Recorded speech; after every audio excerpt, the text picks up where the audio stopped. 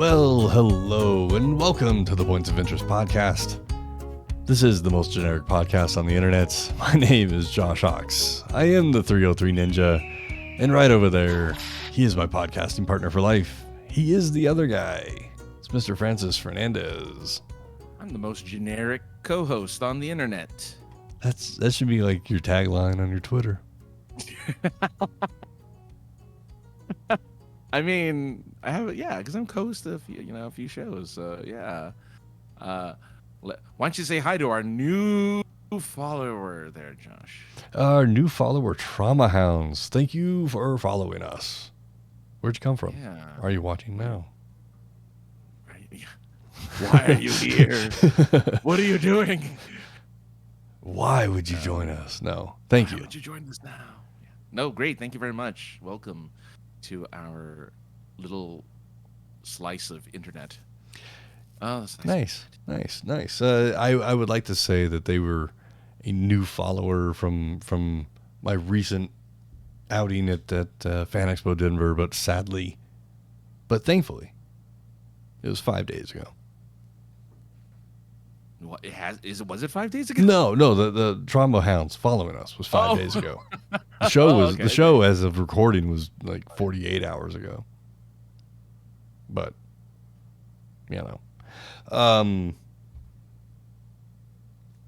what's up? I'm tired, man. I'm still trying to recover. I completely forgot that it was Tuesday at 7:30ish, and we were supposed to be doing this, so that's why it's 8ish Mountain time, and why we're starting, 15 minutes later than we've been starting recently, and half hour later than I'd say that you should join us. It's a holiday it's a weird holiday in the middle of the week on a Tuesday. It's a day that President Whitmore fought back the aliens and saved the planet. So we have, it's a big deal, right? Like we got to thank the Fresh Prince and the one of the crazy what's the cousin from the vacation movies? Randy Quaid. Randy Quaid. I was trying to think of his character name, but yes, Randy Quaid. We have Ian Malcolm from Jurassic Park, all saving us from aliens.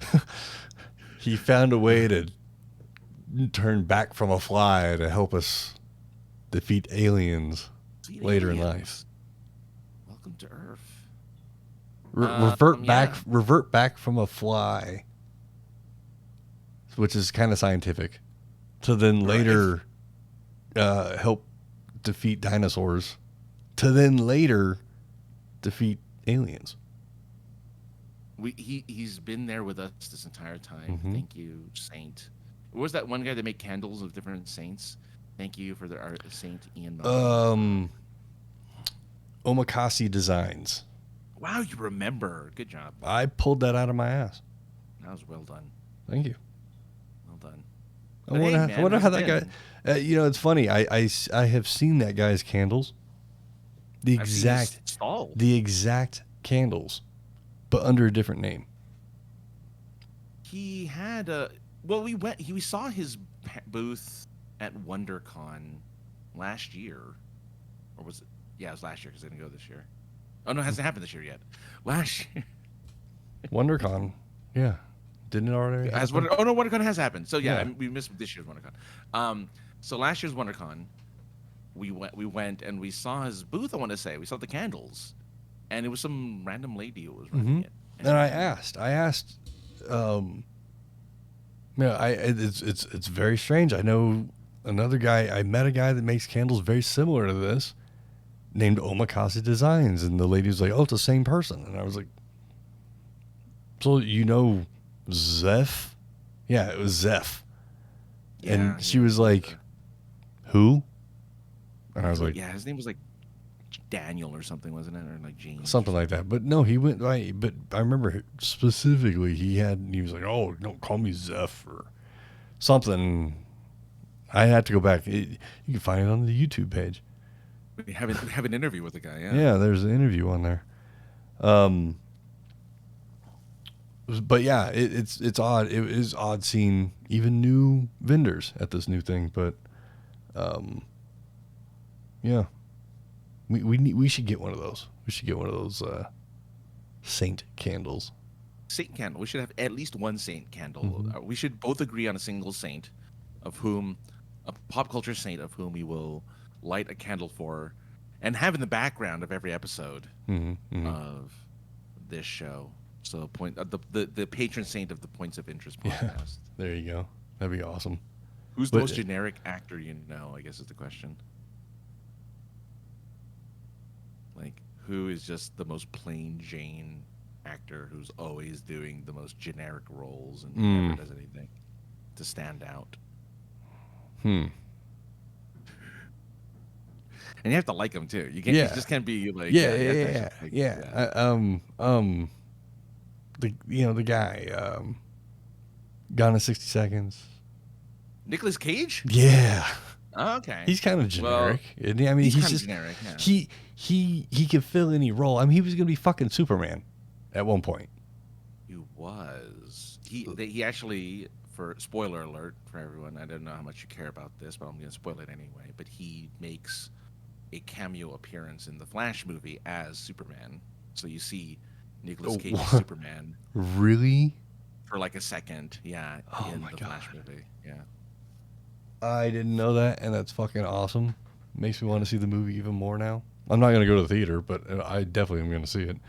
It'll be in streaming like in 2 seconds. That movie failed in the it'll be available to me even sooner. Oh, allegedly. No comment. Allegedly. No comment. But that's fucking awesome. But no, he's a generic.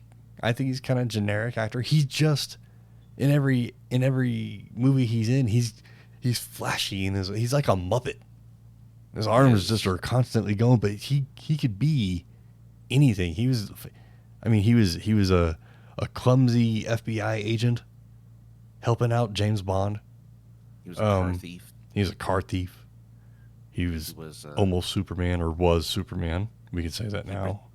He was for a second. He's Superman. He protected the Constitution from being stolen in National Treasure. He, you know.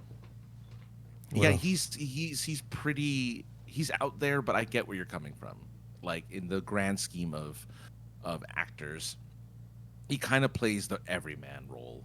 He doesn't stand out like a Tom Cruise or a Tom Hanks. Anyone named Tom, any Tom actor.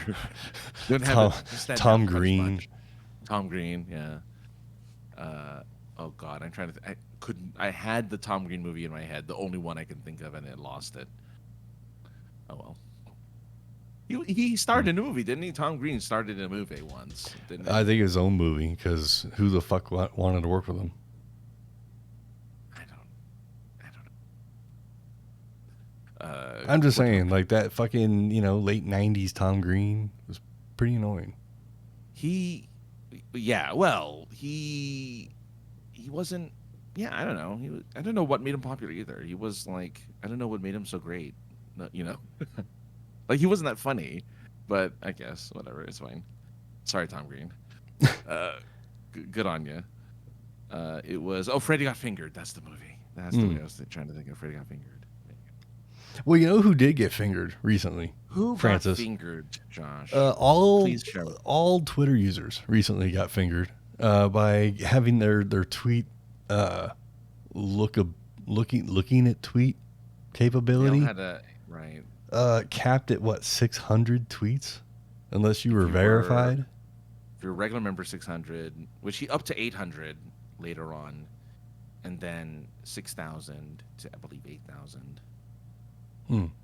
Is that still happening? Because I never experienced it. I was on Twitter the whole time this whole limit was in place, and I never got the you ran out of tweets to look at or whatever. I never reached the limit. And all of this is kind of leading up to us talking about FanExpo. We'll get there, but that's okay. But I saw that while waiting on the train from FanExpo, And I saw that, and I was like, well, let's see if I can hit it.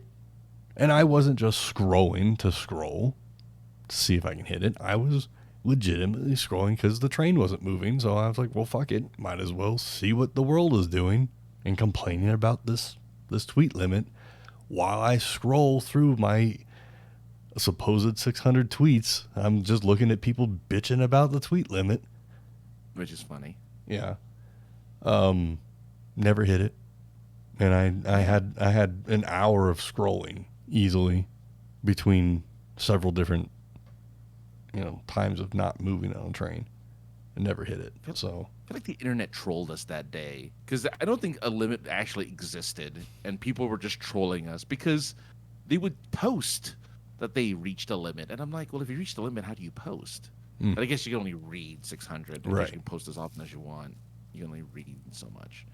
I'm like, okay, I guess I'll wait till I get to mine, and it just never happened. And I guess I'm assuming it's gone now. This limit is gone. 'Cause I'm no one's guessing. thinking about it anymore. Yeah. because again, I've been accomplishing very little today, and Twitter was a big part of me not accomplishing anything. It's all right. I wasn't accomplishing much either. I'm with you. I'm with you, brother. I'm with you. Oh, here comes the rain. Hopefully the internet doesn't totally take a shit on us as a huge thunderstorm starts to roll in here. But we'll see. So much for the fireworks that were about to happen. Oh, that sucks. Yeah, that's fine. Our internet famous local weather dude, Crispy Donkey, has forecast for a couple days that tonight was going to suck for fireworks. You're looking at me like Crispy Donkey. Yes, the closed captioning just totally trolled this guy, and his name is Chris Bianchi. Oh, But the closed captioning called him Crispy Donkey, and I can't think of him as anything else now. I still think our local weatherman is named Dallas Rains. So you're, Crispy Donkey. Like, that's cool. Yeah, his name is Dallas Rains. Yeah. I don't know why Dallas, because Dallas isn't in. Thank you, California. because you're in the greater LA area, Right. It's like Dallas. and I'll step out on a limb, but I'm fairly certain there isn't a city in California named Dallas. No, we have Venice. We have Well, Paris. yeah, the fucking skateboard capital of the world, That's true. or the beach workout capital of the world, That's true. Muscle Beach is there. That's very true. We do have Muscle Beach there. We or had, like the coolest boardwalk ever. yes. Now there's no longer the slums. Yes, it's become a cool boardwalk again. It used to be the home of all the homeless used to encamp on Venice, on the strip of Venice right by the beach, and people were freaking out because they're like, we don't want to go to the beach anymore. And we somehow, I don't know where we put them, but somehow LA County or something, and they cleared them out somehow, and now people want to go back to the beach, which is good because it's summertime. It's hot. It is hot. Well, not right now. It's raining, but No, yeah, you got the weird weather. I mean, in every city, there's some saying about the weather, I'm sure. But the one here is, if you don't like the weather, wait 5 minutes. And sometimes that is very true. Sometimes it's true that we have all 4 seasons in a day. That happens. I don't know how you really have spring and fall in a day, but you know what I'm saying. That's the transition from when you get from cold weather to hot weather, and then hot weather to cold. I'll give you that. But yeah, I'm sure LA has its own. If you don't like the weather, wait till the smog rolls in or something. I don't know. If you think it's hot now, wait till the smog traps all the heat. That's good. Yeah. Oh yeah. Welcome to the valley. Yeah. It's disgusting and hot. Do girls still talk all weird in the valley? They didn't sort of talk weird to begin with. I don't think. I Oh, think that's that was just a weird, fun stereotype Oh, okay. people had about people from the valley, because that's where the celebrities live, is in the valley. So it's just kind of like, oh well, all the rich valley girls sound exactly the same. Well, what if I were to offer you a way to get rich? Quick. Oh man. I Quick, hope it's yeah. Crypto. Here's where the commercial is. No. Is it gold? Is it crypto? Is it buying houses? No, this one's brought to you by our friends at, I don't know. I couldn't think of anything. Okay. No. Okay, so I saw this on the internet, so you probably already seen this, but I thought it was funny. But I'm going to give you $10 million. But there's a catch. Oh, okay. You already know it. God damn it. All right, for everybody else. Hit me anyway. For everybody else. The catch is that there is going to be a snail that chases you for the rest of your life. The snail knows where you are at all times.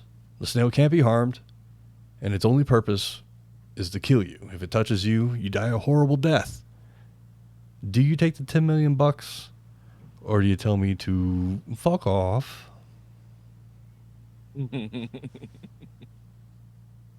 Well, so the response to that was can the snail swim? And can the snail hitch itself to like vehicles and stuff? Look, right? God damn it, I said it again. If you travel across the ocean, oh boy. Oh, are we doing the thing? All right. I think the storm took his internet. Well, at least people can hear my side. At least, maybe. I don't know. It's recording anyway on my side. But people were asking about caveats. If they can, if the snail can swim, if it could fly, if it could chase you wherever. Are you back? Possibly. I can hear you again anyway. Stormy weather. Are you back? It must be the storm. It must be the storm. Are you there? I am here. Okay. Are you there? I'm here. That's the question is the real question. I never left. All right. I'm waiting for.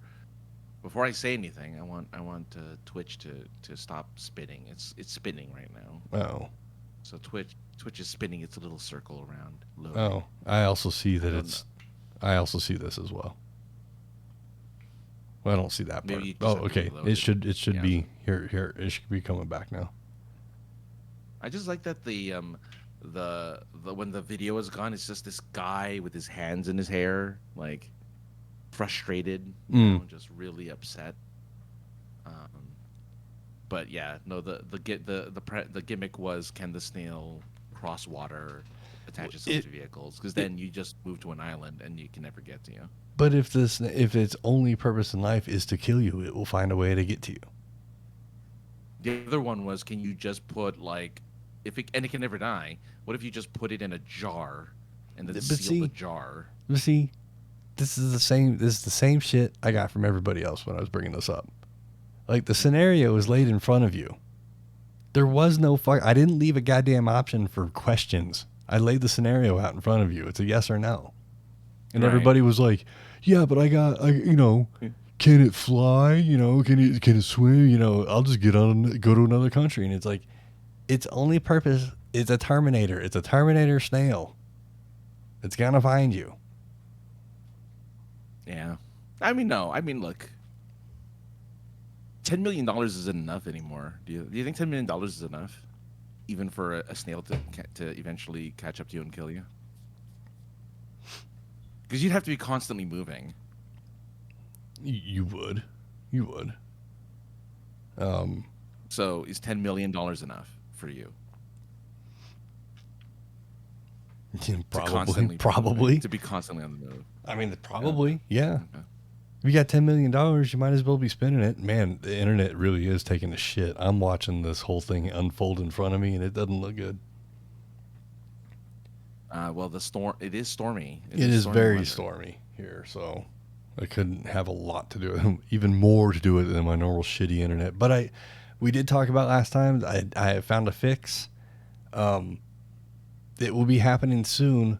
I just have to get license plates on my car. And that, I think, is going to take a big chunk of my money. If you just but you want to get the fancy license plate. No, it's just a license plate you can ask for. It's not a special license Oh. plate. I thought you wanted to get the really fancy. No, the fancy ones are the ones with fucking stegosauruses on them, which are fresh. You know, or like Yeah. the veteran one, or the Columbine, because that's the state flower, or the one with the Lucifer on it, or something like that. Like that. Yeah, those are all extra. I just want, and it's like a paper plate. It's not even fucking metal. Oh. Really? Oh. Yeah, I don't even know if it's paper, but it's printable, they said. So I don't know what the fuck that means. I don't know what that means either. That's weird. Uh, How much your money, really? It shouldn't cost you anything. Well, I mean, when you register your car, it does cost you a lot of money I guess so. for the first time. And then after that, it's less, but the first time it's always more expensive. Well, it's up to you, man. I put the ball in your court on how you want to proceed moving forward for today. Well, before we get to that, let's talk about that. You went to go see Indiana Jones. I was offered. okay. I was offered to go talk to Indy. No, to go see Indiana Jones. But if I'm going to be real talk here, of all of them, I only really like The Last Crusade. Same. Like, that's the only one that I'll go back and watch over and over and over again. I enjoyed the one where they rip people's hearts out and, like, pull them out. Kalima. Yeah, Kalima. I love that. I love that part. That's rad. But that's a slow moving movie. It's fun, but it's not one that I'm like, I feel like an action movie that, has Indiana Jones in it. I'm going to go Last Crusade every single time. So being that, I didn't want to take a seat away from somebody that actually did want to go see it and do actual work for a website instead of me just going and being like, thanks for the free movie, guys. Well, you wouldn't have been taking a seat away from anybody because no one watched the movie this weekend. Okay. 300 and some. It looks like a $300 million budget. It only made like $50 million this weekend. Ouch. So it's a big old flop. It's a big old failure. Now I keep hearing, and correct me, but I keep hearing that this is some sort of a sequel to The Last Crusade, and they're all, I guess, sequels of each other. But this is some sort of a direct sequel. No, it's a sequel to it's a sequel to the Crystal Skull. Like, well, it takes up. So even less people saw that. Yeah, like it touches on the events of the Crystal Skull, like stuff that happened in it. And I never saw Crystal Skull. I just watched reviews, so I know what happened because other people spoiled it already for me. I have no interest in watching Crystal Skull. But it's not like Henry Jones Sr. is ever really brought up. It's not like they talk about the Holy Grail. There's not like conversations about anything that anyone cares about from The Last Crusade on here. Sure. Sala is there, right? I guess that's the connection to The Last Crusade because Sala is there. But that's it. Sala. Oh, the guy that helped him get the fucking camels and shit. Yeah, John Rhys Davies. The bigger dude, right? The bigger dude. Yeah. So you see Sala in this as like, oh, thank you for helping me immigrate to the United States. That's like that. That's like a big thing. He doesn't actually do anything in the movie. He's just there to remind you that he existed at some point. But yeah, like this movie didn't have to be made. It probably shouldn't have been made because it doesn't make sense. Right? Like, why is 80-year-old Harrison Ford still going on an adventure? Right. Why is he still jumping out of cars and like raiding tombs and fighting Nazis? Like, why is that a thing he's doing at 80 plus years old? Like, why? It doesn't make sense. But it's fine. It's an okay movie. Like, I wasn't bored. But I also didn't care at the end. Like, so a very stereotypical popcorn movie. Summer popcorn movie. which is not what you want from an Indiana Jones movie. No. You want humor, which there wasn't a lot of humor in it. There wasn't a lot of like the twist is fun. I really actually like the twist. The twist is good. You know, the MacGuffin is good. Like all that stuff is good, but you could totally skip this movie and be fine watching it from home. It is just not. It's fine. And if you want to hear the Indiana Jones theme like remixed, thank you, John Williams, at 90 plus years old, doing the score for this movie. But it's his last score ever. But it's really just different variations on the Indiana Jones theme. It's kind of whatever. So yeah, you know, just to avoid spoilers in case you guys want to see it, certain characters do not show up that people wanted to show up, which I guess is a huge spoiler for people who know what I'm talking about. And other characters I wouldn't have expected show up, and I'm like, oh, all right, cool. Like that's cool. I like that. I like that character. Glad they showed up. But yeah, it's fine. I don't. It's fine. The motivations don't make sense. Indiana Jones makes weird decisions, like make zero sense for the character. Like it's just a dumb movie. And many people are hoping this is the last Kathleen Kennedy movie ever, and that they get rid of her. Which she's been the one kind of pulling the reins for, or like kind of dictating how Star Wars and all of the other kind of big tentpole movies. I've been saying that since hour one of her hire, but nobody listened to me then. Yeah. Well, now they're hoping this is it. This is the final straw as Disney, for the fourth movie in a row, loses money. Because like, wasn't she like a fucking accountant or something? She was George Lucas's like assistant or something like that. Like she was an assistant on Empire Strikes Back, I want to say, and then they just hired her as like the lead to run Lucasfilm. Yeah, after they bought it. After they bought it, yeah. And it's like she was never like she never had the experience. Right. She was just, you know, an easy hire because she was legacy. She's a legacy hire. You know, she's like, oh, I'm pals with the guy who owned this stuff. Right. We rubbed elbows. I got him caught. Well, You're not, Josh. You're not wrong. I actually did say that out loud. You did, and it's perfectly accurate. So, oh well. Yeah. So whatever. It's whatever. It's fine. It just. I'm glad this is the end. Yeah, I hope it is, because you know it only means good things could possibly come, because finally give the keys to Filoni. Give one key to Filoni, give the other key to Favreau, and then give the spare key over there to George, and just let it go. Let it do its thing, because that's all the seed you need. Because George will sit there and be like, oh, well, I've got this idea for this, and oh, we should do this. And then John and not JJ, what the hell did I say? Fucking John Favreau and Filoni. Favreau and Filoni will be like, all right, let's take what he said.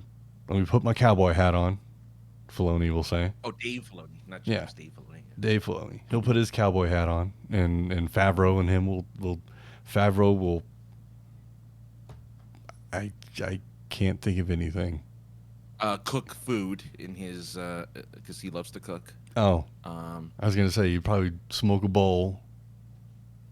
You know what? His big thing was making food. Like he had like a show where he made food for his celebrity friends. It was like on Netflix, and he would just have them over and he would cook for them. Who'd have thought that was a thing? That gutter would ever become anything?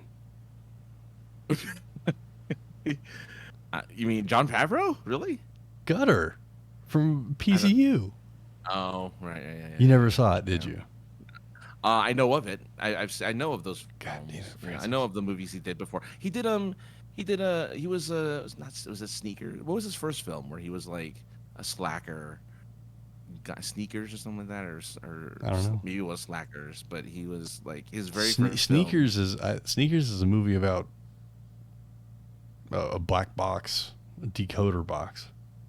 Is it really? It's got Dan It's not about Aykroyd. shoes? No, it's got Dan Aykroyd and Sidney Poitier and Robert Redford, I think, and River Phoenix. Oh. Wow, River Phoenix. Huh? I think it's River Phoenix. Pretty sure it's River Phoenix. There's some other guy, but he's funny too. Oh, it's Swingers was his first movie. And that's close. Swingers. Sneakers. And it was a single swingers. word with an S on it. Yeah. I mean, a single name. I mean, swingers kind of are sneakers. Yeah. You know, I mean, kind of. I don't know how sneaky it is. Like, here, fuck my wife. I mean, anyway. Like it. All right. Oh shit. But yeah. So okay, Indiana Jones. Wait for it. Wait for it to stream, I guess, huh? C. Yeah. C. Grade for me. It was okay. It was fine. Well, I'll probably never see it. You're not missing out on anything. Or if we decide one day to, like, you know, if we have the technology one day to, like, you know, like Mystery Science Theater it one day, you know, maybe then. But we don't have that technology. I know the guy who what do you call it? Brought it back, gave it its rebirth. So Myra? probably work something out. No, there's a writer that worked with one of the original guys, and he helped bring back MST3K. Oh. We had him on. I met him at WonderCon at the con lounge for where they serve you potato chips and soda. Oh yeah. And yeah, the and 10 I just sat at a table, forward, right? 10 forward. Yeah. I sat at a table by myself, and people kept sitting beside me and talking to me, as is per usual. Mm-hmm. Even though I'm there to just sit by myself. But you get this inviting face, Francis. That, you know, Apparently. people look at you and they just want to talk to you. So this guy who was like, he's a writer and he's like a web series guy. He worked with, I forget which one of the two original MST3K guys, and he brought back this current version of the show. So he's like a producer or something. Like he has some type of like, he has a credit to bringing it back. And we had him on Super Geeked Up recently. He's a cool guy. Really nice guy. But yeah, I'm like, well, he has if there's anyone who can help us do it, Josh, I know a guy. I'm just trying to tell you, I finally know a guy. You know all the guys, Josh, as is evident of Denver the FanExpo. But I know at least one guy now. Well, that's good. I mean, we know people, Francis. You know people. We know some people. We know some people. Yeah. But we don't know people that have the technology to make a garage MST3K version. One day. But yes, as you alluded to, as I've already kind of alluded to myself, is FanExpo Denver 2023 happened this past weekend as of recording, and it was an epic weekend. Friday, typically at the show formerly known as Denver Comic Con, formerly known as Pop Culture Con. For like a year. Like a year. This year, just like one of the years, the entire floor was open. Mm-hmm. The entire convention floor, which was really nice. It was crammed with lots of things. All kinds of vendors, all kinds of authors, artists. T-shirt Tower was there. You can't go wrong with that. You know you're at a real convention when T-shirt Tower is there. Mm-hmm. The celebrities were in mass and in varieties of fandom. Mm-hmm. Sadly, I did not get my Optimus Prime signed by Optimus Prime. Oh no! I did get to see him with my naked, well, not my naked eyes because I wear glasses, but I wouldn't have been able to see him without my glasses. But I got to see the man with my face, so I know what he looks like in real life. So I'm okay with that. Good. The line was disgustingly long. I would have spent the majority of my Saturday standing in line for a 90-second interaction. Roughly. You know what I'm saying? Gotta flaunt. And, you know, hunking over a huge chunk of cash. But it would have definitely been cool to have my Optimus Prime signed, for sure. But just the line was just the line and the price, and I understand the price and I understand the line because the guy doesn't do this ever. But I couldn't give up an entire, a big portion of my day for a line. What would have been kind of cool, because I know you're gonna tell us about what you did, but if you had, because you had an option, you had choices in regards to the type of thing you could have done, given what you're about to tell us. I'm sure he did a panel. I'm sure there he was. did. Yeah. There was panels. And from my own experience and what I heard a lot of people saying, it was really hard to figure out where the panels were and what and where, because there was zero internet inside that building. And there was no physical program. No, of course not, because why would you do that? You would, of course, only have a digital all on an app program. or all, online. And I'm sure if you did it through the app, they would have told you to download the schedules, before. But not everybody does that. A lot of people rely on a physical program. Why are they getting rid? Here's the thing. It's the easiest souvenir you can get for a convention, which is the physical program. I have so many physical programs from San Diego, WonderCon, etc. I realize it's piling up in a box somewhere, but who cares? At some point, I'm going to open up that box, put it out on display, and be like, look at all the cons I went to. I went to 1 million of them. Why do they want to get rid of the one thing? I know it costs money, but it's pretty cheap to print because it's just mostly text. There's very few pictures, and usually people put ads on there, right? Like people put coupons and ads and stuff of their stuff in there. And then there's your free, like your one free, outside of your badge, your one free kind of souvenir for the convention is like a physical copy. But I get it, because the schedule changes. People move around, stuff around. Right.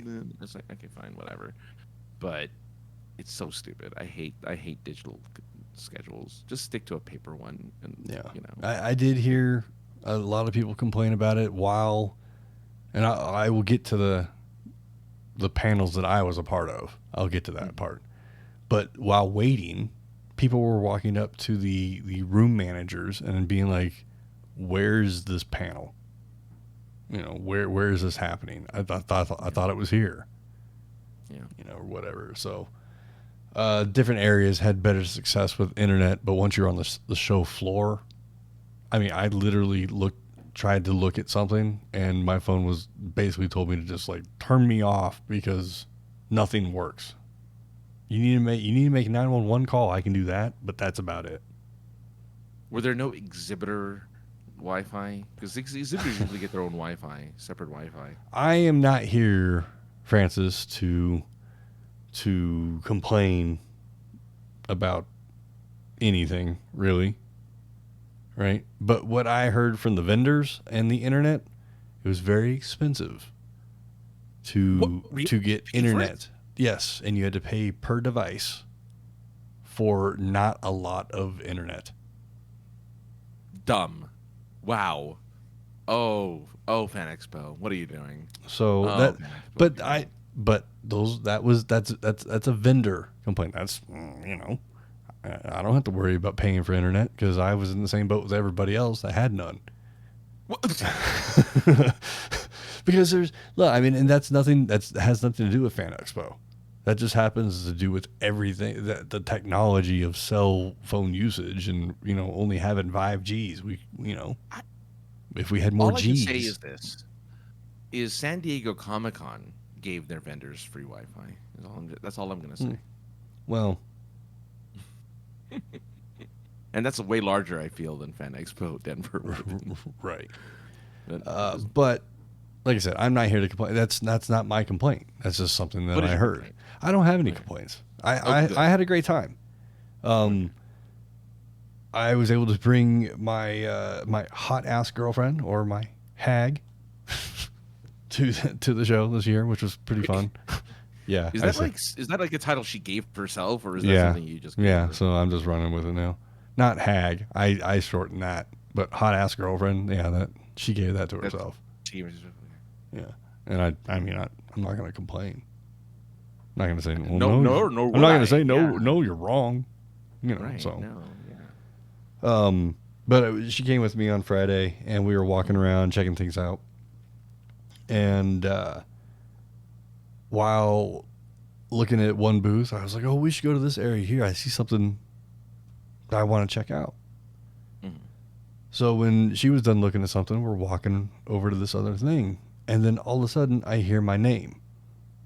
Mm. And it was definitely directed at me. It wasn't one of those things where you just happen to hear your name, even though I have a very common name. And I turn, and there is our friend, Nikki Rapp, and her partner, AJ, and AJ Moore. And I was like, I didn't even know you were here. I was thinking about a week prior, hey, Nikki usually is here. Mhm. I should ask her if she's coming. Oh, And that's nice. I just, forgot. Life happens. But it was just so odd to be walking by. I didn't even see their booth. We had passed the booth by the time she said my name. So, Right. and it's just, it's heartwarming to know that, like, somebody out there that has no reason to be calling out my name at a show when they see me to do that. It's just you like, had her guest on this show. yeah, she co-hosted an entire episode. Mhm. And it's so awesome how overly nice she's been from the day that I met her. Mhm. And I say that there's no reason for her to be my friend, acquaintance. I say friend. But I say there's no reason, but it's just awesome that we have a friendship, we have an acquaintance, whatever it is. I think it's really cool, and I appreciate it. And it's just really cool that somebody like that would just recognize me instead of me being like, "Oh, look, it's Nikki," and go run over to her. Right. It's not that she jumped up and ran out of her booth to come, see, but you know what I'm saying. Like, She called out to you, which is Yeah. pretty nice. That's a lovely gesture. Yeah. That's a very nice gesture. so it was really cool to see her, and catch up with her, see what she's up to and whatnot. And then, kind of reintroduce her to the lady, which she was like, "Oh, you guys are still hanging out, or, together, that's awesome." Like, yeah, it is pretty awesome. We saw some of the familiar faces that we see here at all the shows here, regardless of what show it is. I see some of the familiar faces, some that you know, some that you don't know. Like a nice layout of the floor. They got rid of the concessions on the show floor and put them in another area of the building Okay. to make more room for more stuff. The Fonz was there. Optimus was there. New Ash was there. Bubbles was there. Doc Brown was there. Were these all people that you've actually interacted with, or No. were you just No. visually? They were just there. recognized? I would have loved to have seen Chevy Chase, but much like Kevin Smith and Oh, Kevin Smith was there? no, Really? no. But much like Kevin Smith or the Pink Ranger or Iceman or some of those other people that have booths surrounded by curtain, Mhm. so you can't see them whatsoever unless you're in the booth with them, which you got to go through like some sort of tunnel to get through, a tunnel of curtain, so there's no way for people on the outside to see who's inside the curtains. That because then you can't take the free picture Exactly. of the person from a distance. Yeah. Oh, so lame. All right. So, and everybody's thing was very expensive. Christopher Lloyd's, I think, cheapest interaction was like 160 or 70 bucks. What the hell? Cash, Why? cash only. Oh, Probably because the internet sucked so bad that they couldn't process a card fast you enough. can do- But I mean, it was just big. That's all I could say. It was big, and it was nice to see that it was big because I saw so many new faces. Now, granted, 10 years ago on the show, close to 100,000 people at every show.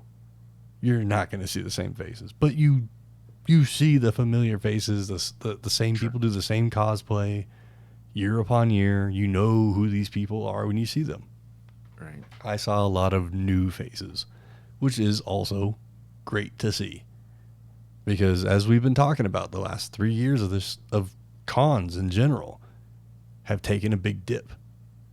Yeah. I mean, San Diego Comic-Con, for a lot of people, fell off the map this year because no big name studios, TV, movie, or video games,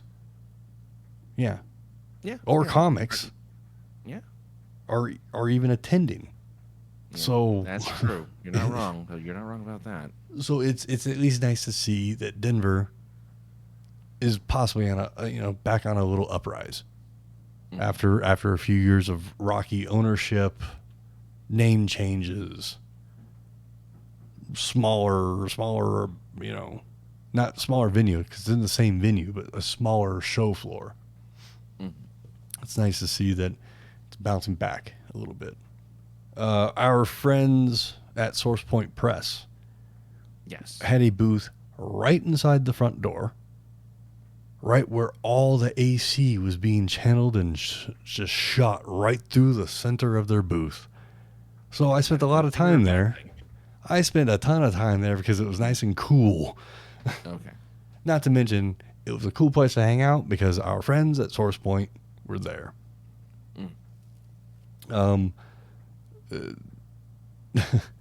I met up with everybody that was there, was talking to Travis, and as Travis tends to do, from what I understand, talked me into helping them out. So nothing wrong with that. There's absolutely nothing wrong with that because over the years, I've always felt like, am I actually a part of this group? Am I actually friends with these guys? Or am I friends by association? By being friends with other people. Right. So it was really cool to be like, nope. I have my own relationship with these guys. So Travis asked me if I would help them in whatever way I could. I said yes, of course. And he reached in his pocket and handed me an exhibitor badge, which was better than the media badge I had because it actually let me into the building a little bit earlier than the media badge did. Oh, yeah, that's true. Yeah. Not really better, but it helps me out so I can at least get to their booth before the show opened so I can get my instructions on what to do. Oh, yeah, sure. But before we get to Sunday, he asked me if I would help. I said, sure. Saturday, my mom came. And, Nice. we always, encourage moms, bring moms to cons, #. And so the moms came, and we walked around and checked as much as the show out as we could, talked to the people that she has a few favorites, artists that we've met, local artists that we've met over the years. And she's like, oh, let's go talk to him and see how he's doing. And I'm like, how do you even remember that detail about this person? Let's go. So it was a lot of fun. It's pretty awesome. We were walking past a booth that had toys, a variety of different toys. Nothing in the Transformer variety, but something did catch my eye as I was walking by, and it's like it'd be hard to see because I got the filter on this camera, but there is fun an Alf action figure that she got me, and it's pretty awesome. We got interchangeable hands. We got a little. It's cool. I wish I had a different setup in this room so I can have like stuff behind me like you do. Oh yeah. Right, because I would put this behind me because he has a little podcast setup, basically. Oh, that's fun. Oh, that's cool. On the show, he had a little radio that he could try to communicate with Malmec, right? Yeah. So he's got a little microphone and a little thing that looks like the Roadcaster. Yeah, you realize they'll never sponsor. I know. As a result now. I know. But it comes with a fucking a cat sandwich. I mean, that all I was. can think of is it an actual cat in a like a Yes. Okay. I wish I could show you, but I don't want to open it. No. Well, not yet. I need some place to display it. Yeah, you always buy two, one to keep in the box and one to put out in display. Well, I'll remember that next time I'm at a convention and see another one of these things. But Saturday. Friday actually. Was it Friday? Yeah, it was Friday. I'm walking past. They had a whole line of anime cars outside. Nice. And I'm walking past this one car, and it only caught my eye because it was out of place. All these cars were wrapped, except for this one. And this one was old as shit in comparison to the rest of the cars. Oh, and plain. Initial D, isn't it? No. It's cooler and lame all at the same time. Okay. I'm walking past the car. It has a vanity plate. It says Jesse, but it doesn't click. And I'm looking at the car, and it's a older model, white Jetta GTI. Okay. And I look and I'm like, for the year, it's pretty fucking fresh.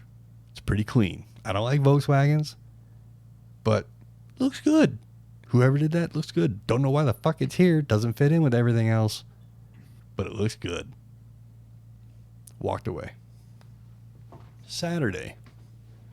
Walking by after the show is done. See the same car. See a guy standing next to it talking about it. I hear his voice. And I'm like, no, still not clicking. But he's pretty hyped about that fucking car, and people are hyped to see him. So whatever it is pretty fresh to somebody. Sure. Still looks clean and good, though. Go home. And I'm just kind of scrolling through the Twitters, trying to hit my 600, trying to hit my limit. Yeah. And somebody just happens to post a video of the original Fast and Furious. And it happens to have a video where the video happens to contain a clip of a white Volkswagen Jetta GTI driven by a guy named Jesse. It's the fucking actor and the car from the first. Remember the guy in the chair? Not the wheelchair, but the fucking the computer chair where he ordered things from Japan. Yeah. In the S2000. The thing is, that guy isn't a real actor. Is it like he's not someone who's done other movies, has he? I don't know, but he fucking has his car from the movie. Or at least he, cool. Works with the people that bought the car or reproduced a Volkswagen from the movie. It's a very iconic car. I mean, I remember the Fast and Furious, like the first movie, had some pretty iconic cars. Well, I mean, that was in the height of when the Rice Mobile hit, the shores. Yeah. Right. When Underglow was the most awesome thing. Well, NOS and underglow were the two most awesome things you can ever put on a car. Got to be able to see underneath that thing in purple, yellow, and pink. Yeah, sure. I don't know why anybody has underglow, but okay.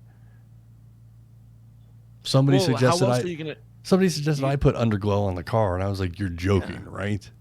That way you can put up really loud hip-hop music, and you can have a bunch of women in booty shorts twerking around your car as it drives slowly, because you got to let that glow last on that black pavement. Otherwise, without the glow, the booty shaking doesn't happen. Right, you have to have the glow for the booty shaking to happen. Yeah, the underglow brings the hose. Hashtag. Yeah. Hashtag.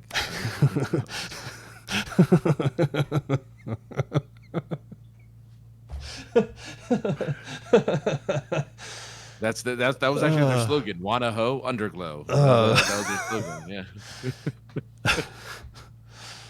Oh God. There's no sponsorship we're never gonna get. Nope. That's okay though. Yeah, I'm not sad about that one. What the fuck were we talking about? Oh yeah, so that was Friday. Yeah, so the Friday, so Saturday night, I figured out, holy shit, that's Jesse's car from the first and Fast and Furious car before he got smoked. And I really want to ask him, man, how did you heal? Did you feel okay? Were you able to order parts from Japan? Japan. So that was really fresh. I mean, the anime cars are awesome. There was a car full of Pikachus. Made sure I got pictures of, which I will have all on our Facebook page. There isn't a ton, but at least there'll be some. Okay. Which leads me to the last little bit, the most important part of the entire weekend. I mean, having press and media access is amazing, because I just get to run around, and when I'm not being stopped by people I know or stopping to talk to people I know, I can just take pictures of everybody or possibly get into a panel a little bit earlier than everybody else. Not guaranteed. Just having that and the opportunity, the ability, if you know the right people, to interview folks outside of your friends and the people you know. Of course. Which, you have to do your own homework for, which is tough, because every celebrity out there has 9 million agents for different things. And you contact one, they're like, oh, well, I'm their East Coast agent. You're in the mountain region. You need to find out, I don't cover them for that area. Boo. Like, okay, but who does? Well, I don't know. You need to contact them. Like, well, awesome. So I'm not good enough to figure out that sort of stuff. So I've kind of almost really given up on trying to find PR people for interviews at these things, unless I have already spoken to them prior, or I feel that they're obtainable. Okay. This year, didn't feel anybody was obtainable. I could have reached out to Original Ash and asked if she can hook me up with New Ash. But I don't know what their relationship is. I wouldn't assume that kind of thing on Veronica. That would not be. She could have pointed you in the right direction. She could have. She probably could have. She probably. But those are, you pull in favorites. Oh, I guess the storm's over. Fireworks are starting again. Or somebody's getting shot. One of the two, which has happened on this show before. So that's true. But unusual sounds. Yeah. But the most important thing that happened over the weekend, I was months ago. Somebody at FanExpo reached out and said, not reach out to me, but just reach out onto the general geek community. Does anybody want to moderate in Denver? Send a message to this person here. So I sent a message out, sold myself, listed the things that I've done. Never heard back. Now we have mutual friends that know the same person at FanExpo. And I reached out to that person, I was like, or one of those people, and I'm like, hey man, I never heard anything. He said, oh, don't worry about it. Don't worry. You'll hear closer to when it happens. And I just had faith in the process, and I did. And as we've talked about on the show the last couple of weeks, I was given an opportunity to host/moderate a couple sketch duels. Never done those. No. Never. Not a comic book reader. At least not a mainstream. More indie if I've read anything else, and I've read Deadpool a bunch.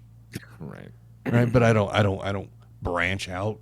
And even when I read the things, I'm reading it because I like the stories, and not necessarily because the art is rad.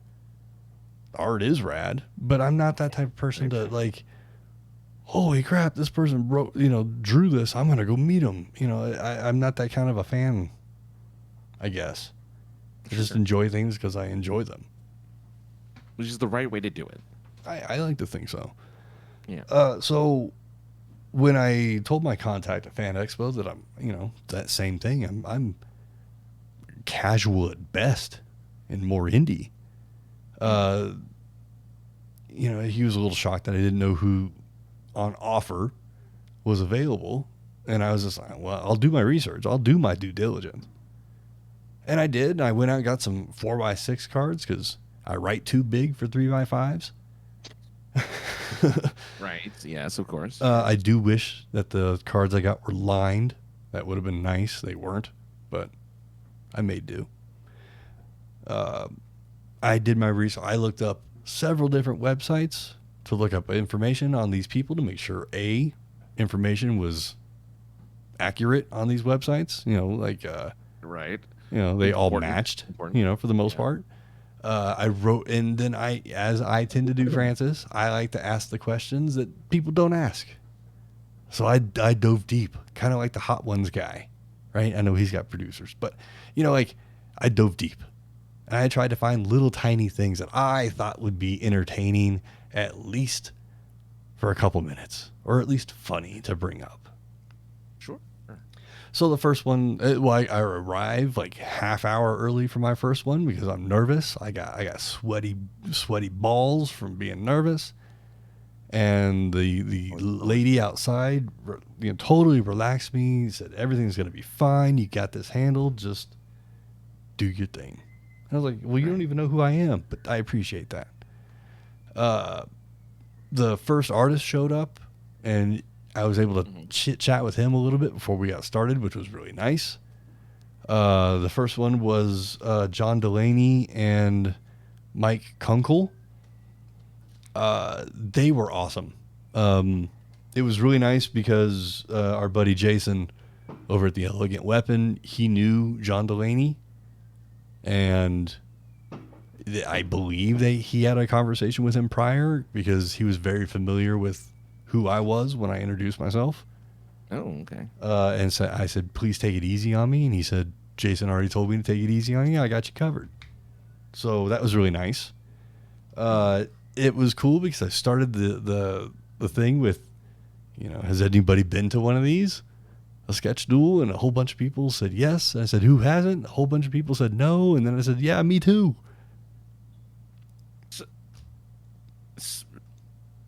So this is typical. This is the thing that conventions do, right? Is the sketch dueling. Sketch dueling is not like a new phenomenon. It's been around for a while. Oh yeah, it's just. But Francis, I mean, you are more of a panel person than I am. Yeah, no. Well, I've never even heard of a sketch duel. That's why I'm asking, because even I am like, of all the panels I've ever attended. And plus, sketch duels wouldn't interest me anyway because it's just a couple of people drawing and then you get their picture afterward. But I don't even remember seeing them on a schedule. I don't even remember seeing sketch duels. Maybe sketch duel is a FanExpo thing. Could be, yeah, it could be. Yeah. More of a FanExpo thing. Yeah. I've never been one. I've never been to one. I've never seen one. I was not aware of what they even were when I signed up to do it to begin with, but I wanted, as I do, to challenge myself in this world of Comic-Con and press and stuff. Right. I'd given up on some things, but I like to challenge myself from time to time. So I said, let's do this. As I said, did my due diligence, got my information, and the first one I feel went really well. There Oh, was good. good suggestions from the crowd. I think we gave away 2 arts per artist Okay. in an hour because there was conversation happening. And that's the other thing, is that I don't know what the balance is between shutting the hell up and letting them do the arts and having a conversation balanced with crowd interaction. Yes. I did, because there was a live mic in my hand. Dink dink. It was on the table, but I had a live mic in front of me. So I definitely introduced myself, told everybody who I was and where you could find me. So that was fun. That's always kind of ego boosting to say that, and definitely not stutter when you're throwing it out there or trip on your own dick or anything. So that was really nice. I left the first one feeling fairly confident. I wrote down some extra questions. After going through that one, I was like, oh, that would have been good to ask. All right, ask it on the next one. I'm writing all this stuff down. And fireworks are getting closer. And Same here. Same here. And then it was like, okay, we're going into the second one. I had a PMU between the sessions, so I was caffeinated, and I had a Snickers, and I had some food in me, so I was ready to go. And then I don't know what happened. It went well. Nobody left, including the artists, but I feel like it didn't go as well as the first one. We gave away 2 arts. Well, 2 arts per person, but there were 3 artists in the second one. And the third, I was completely unprepared, unaware, and uneducated of who the person was. So it threw me off my game having a third person. I think they were thrown off by having a third person. And I feel the second one just went rough. Well, it's also on a Sunday evening, afternoon. So it's getting close to the closing time, right? Because the convention usually closes down at 5 on a Sunday.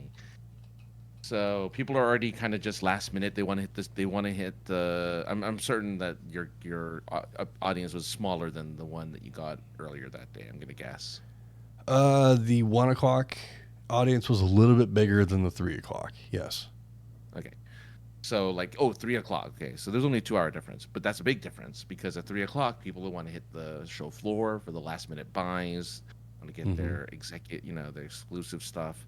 A lot of conventions have traditions at the end of on their final panels, so they want to hit that. WonderCon, for a while it was Dr. Horrible sing along blog, and then I think a couple years ago, you and I attended the one for the Buffy the Buffy musical, Once More with Feeling and whatever. And so that's a tradition for a lot of conventions to have that last panel that does something that's kind of cutesy and kind of very interactive, and kind of just lets you unwind after a 3-day bender of convention. So you got a lot of pressure on you. So I think you did a good job for no one leaving, and the artists kind of just with also a stressed out artist who had to leave immediately afterwards. Yeah, and that was the other thing too, especially with that second one. Is that Jay Lee paints everything. He doesn't sketch. He paints it all. So here I am sitting as close to the center of that you can of between 3 artists. I have 1 artist to my left, 2 artists to my right. The crowd throws out suggestions. The 3 decide which ones they're going to do. 2 start sketching, 1 starts painting. And I'm like, okay, I start the conversation.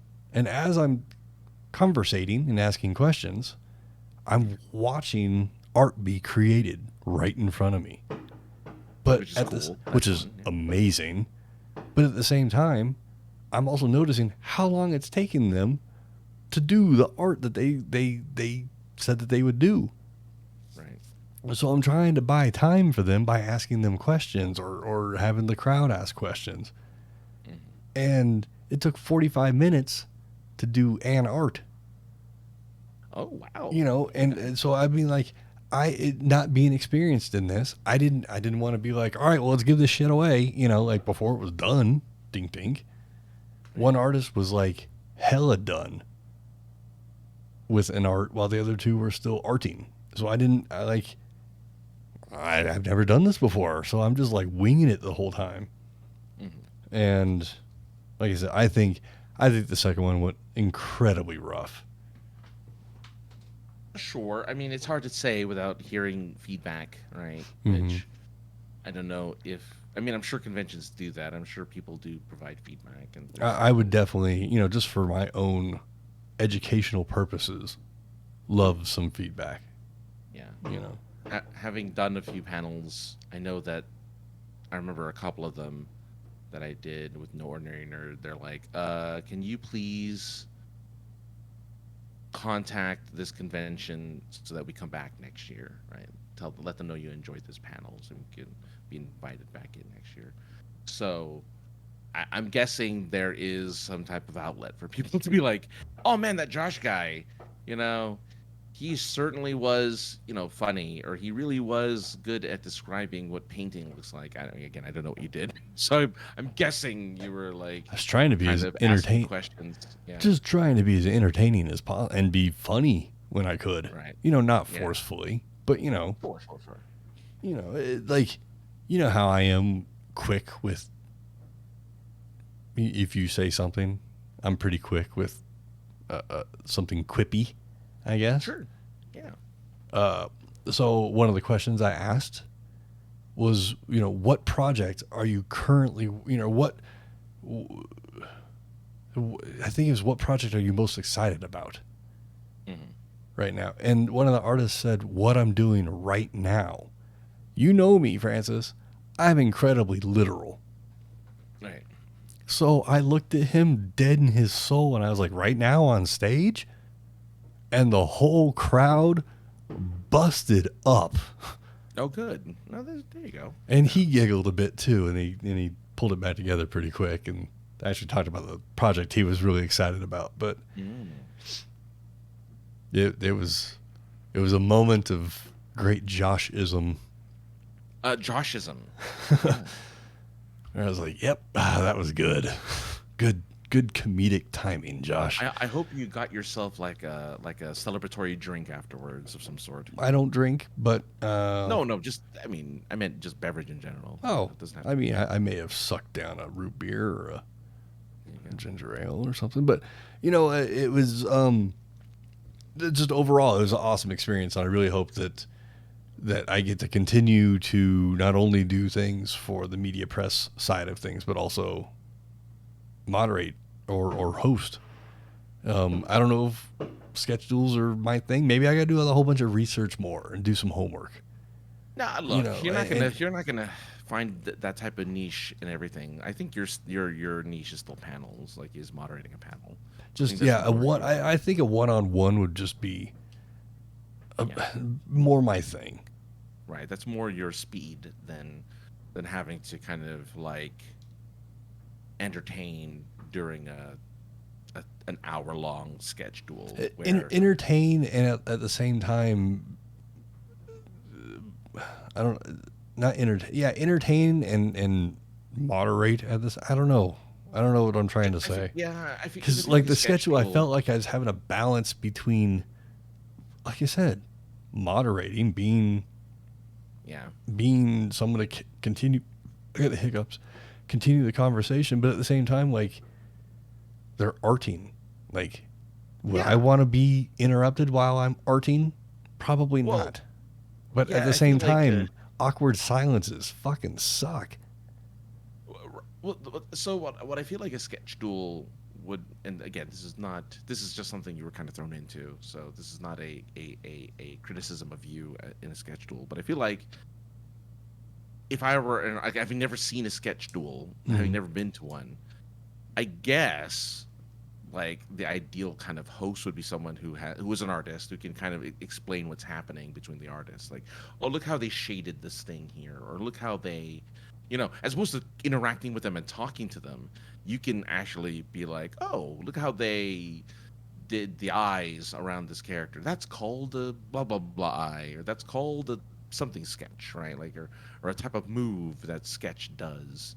So maybe that's kind of the expectation. That's what I'm saying. Like, that's not your Right. thing. You're not an artist. Right. But Right. maybe a panel where you talk to an artist and kind of ask about those type of things. Like, what is that thing you call when you do that thing with an eye? Like, oh, that's called ocular something or other. Right. Right. And then you could build off of that. Yeah. Yeah. I think that's just more my speed. And like I said, I do like to challenge myself. Well, was it? But you had a good time. I had a And blast, and I got to see this art, like I said, get created 3 different ways. One with my own pen, which was pretty awesome, and then just watching 4 different artists use a pen or a marker, or whatever, different ways. Like most people would hold the pen vertically or some sort of variant of 45 to vertical, right? But one artist was holding his pencil completely horizontal, perpendicular, right? Yeah, no, perpendicular would be that way. Parallel. Parallel with the page, and was sketching. This doesn't work on the camera, but sketching lines with his pen horizontal to the page. And then there's Jay Lee painting. And it was really cool to watch this stuff go from like a simple couple lines. And I'm like, how is he going to make Green Lantern swat a fly? He just started with 2 gigantic swoopy lines. What the fuck is he going to do? 5 minutes later, with some actual inking and some shading and coloring, there's, John Stewart, Green Arrow John Stewart swatting a fly with his ring. Yeah, I mean, look, I'm not surprised that you were able to, and like, okay, this is cake for you. This is old hat. I'm not surprised that you did well in handling these situations and kind of like going with the flow. I'm sure people really appreciated what you did. I'm sure the artist. I mean, I'm sure you talked to that one artist, that one guy, the John Delaney, whom you're friends with. Positive, he probably has some pretty positive things to say about you. So.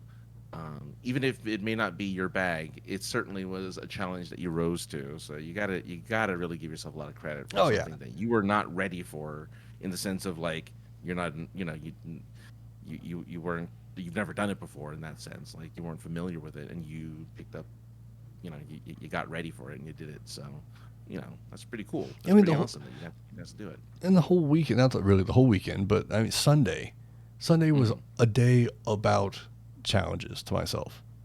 Yeah. I was slinging comic books to people that I had never read. Right. You know what I'm saying? And mostly my angle was there were 3 authors, and there were 3 books that were for free that were written by those 3 authors. So the angle was the author's here, he'll sign it for you. Yeah. And then they can do the job of actually selling the book to them that they just got for free, or another product that they have. So, in coming up with a sales pitch for the 4 or 5 books that were available that I had never read, but knowing who they work with because we're friends with those fucking people, and knowing that what their premise is over there at Source Point is mostly all horror stuff, or at least darker toned stuff. That's all you really had to go with. So I was there scanning people's badges and slinging books left and right. And it was only a couple challenges when people were like, well, tell me about this book here. And I'd just be like, I don't know.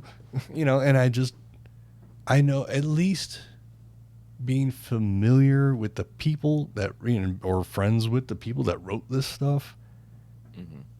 And knowing, following them on the Facebook or Twitters or Instagram, and for years now, and knowing that this stuff's been worked on and everything else, that at least I'm glad I paid attention to all of that so I can kind of have an understanding of what this book was that the kid was asking me about.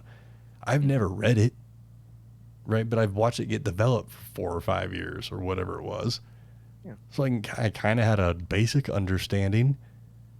And luckily, one of our, mutual friends, acquaintances, was the artist. So I was like, at least I know the art is rad, even if I've never seen the actual finished product in the book. And it was written by a guy I think is pretty fucking rad. So it's got to be good.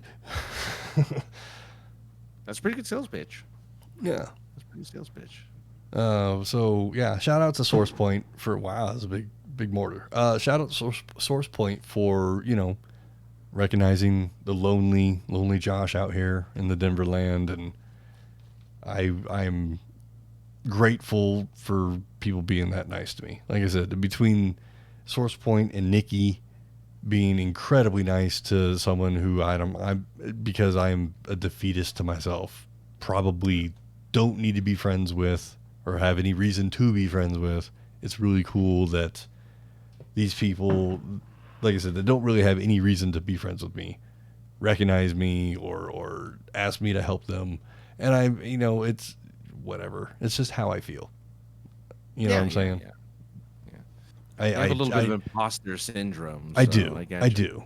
Yeah. Because it's just like, I don't have any, with these, like with SourcePoint guys, like I don't write anything. I support some of their projects when they come up, and I think they're fucking cool. I'm like, yes, take my money.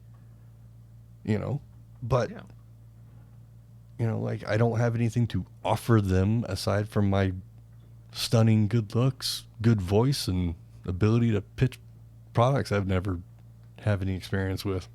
That's all they want, man. That's all they want. No, but it was really cool. And then again, a huge thank you to FanExpo for again, letting the little guy that's the little local press guy in Denver to cover the show, to continue covering a show that I've got to be a part of since its inception. So it's really cool to finally, after 10 years of covering the show, to have a table one year to, interview actual celebrities in former years, be asked to interview certain celebrities in former years. Yeah. To finally, for someone in the current company running the show to be like, are you still interested to come and do something official with the show? Like, it was a huge feather in the cap, the podcasting cap for me. It may not seem like much to anybody out there, but for the shy kid that started this thing 10 years ago and have somehow convinced all these people that I'm worthy of a media badge, I think it goes to show the work that I've put in. I understand this, and I should give myself much more credit. But it's so cool to get to do these things, and I hope I get to continue doing them because I love that nervous, challenging energy that I get, because it does make me perform. Even if I feel I'm doing a horrible job, it doesn't matter because I'm doing it. And I'm not being like, oh my God, I'm going to shit myself and leave. It's for the shy kid that is who I am, it's really nice to be able to do it. And sit in front of a crowd of people. The crowd was much smaller than Teenage Negasonic Teenage Warhead or BB-8 or Kevin Sorbo. Like, much smaller, but more intimate at the same time. It's in a smaller room, so it looked like there was more people and they were closer. Right. Yeah. So I'm thankful for the crowd. Well deserved. I'm also thankful for the crowd. The crowd in both things were awesome. They were excellent. They had tons of suggestions. They laughed at my shitty jokes. you know, and when I asked for interaction, they interacted. So I mean, it was all around success. I should be more Good. I should be nicer to myself, but until I hear something official, I will continue to beat myself up a little bit until, you know, just because that's who I am. How much more official than being asked to do a thing, right? I mean, to be re-asked to do a thing. I mean, that's much like winning the Stanley Cup, man. Like, defending it. It's much more prestigious. Great for a second, but you need to keep it going. Yeah. Defending it is much more prestigious than winning. I don't know. But, yeah. It was a great weekend. Great weekend. And it's crazy. This was my first con of the year. Like, yeah, that's true. Yeah. You know, Collecticon Collecticon was early in the year, I guess. But I wasn't there on an official capacity. I was there just to go and have fun. You bought a ticket, didn't you? I bought a ticket, yeah. Yeah, doesn't count. Exactly. Yeah, so it was a good time. And I, like I said, just hope that I get to continue to do this. And, you know, we get to continue to do this here. And, you know, maybe we can bring this to a show sometime. That'd be a lot of fun. No. We never know what the future can hold. But, you know, celebrating your victory there. So yes, and maybe we should go celebrate because it is Independence Day. That's probably why nobody's watching on Twitch. Plus, my internet. I was gonna say, like, I'm certain people are out watching fireworks, or still barbecuing, or still having parties. Yeah. No one's online right now, exactly. Unless you're outside of the country, and we don't have a lot of outside of the country viewers. So. Yeah, but people are celebrating their Independence Day today. Yes, here in the good old America. So I'm gonna. Well, I don't have any fireworks to launch, but I might walk down the half a block here where all the commotion's happening, and maybe watch some, and then go to bed. Francis, where can people find you on the internets if they so wish at to? AKA the Other Guy on Twitter and Instagram, AKA the Other Guy for. All social medias, and then just Super Geeked Up tomorrow, 7 p.m. Pacific, 10 p.m. Eastern. I don't know if we have a guest or not, but we're going to have a good time doing improv, comedy bits, and all that good stuff. We'll probably talk about a little more Independence Day, so go ahead and check it out. It's a fun improv, geeky show. Fun for the whole family. Not really. I'm going to go watch Independence Day before I go to bed, because that is tradition, and I forgot I don't have the disc anymore, and it's only available on Stars to stream. So I signed up for the free trial just so I can watch ID4. It's either ID4 or Team America, so you know. Oh, that would have been a good idea too. Damn it! But I'm committed now. I've got my snack ready for ID4. I'm ready to, you know, welcome something to Earth. So you can follow everything at POI Podcast. Call us, voicemail, text 314-764-7631. We're available for all moderating purposes, hosting, and anything else you might need our sultry voices for. All you Comic-Con people out there, get a hold of us. You can do that at emailing us at thepoipodcast@gmail.com. See, that was slick, huh? You can find me at 303 underscore ninja on the Twitters, 303 ninja on the Instagram. That's everything, I think. Hope you all had a good time. Thanks again for FanExpo. You guys are rad. Francis, you're radder though, because you put up with me for these last 10 years of my BS and whatnot. You're the best, man. But you're better. But yeah, thanks everybody, and we'll be back next Tuesday on a tighter schedule. Because I'm tired. We're out of here. See you. Bye.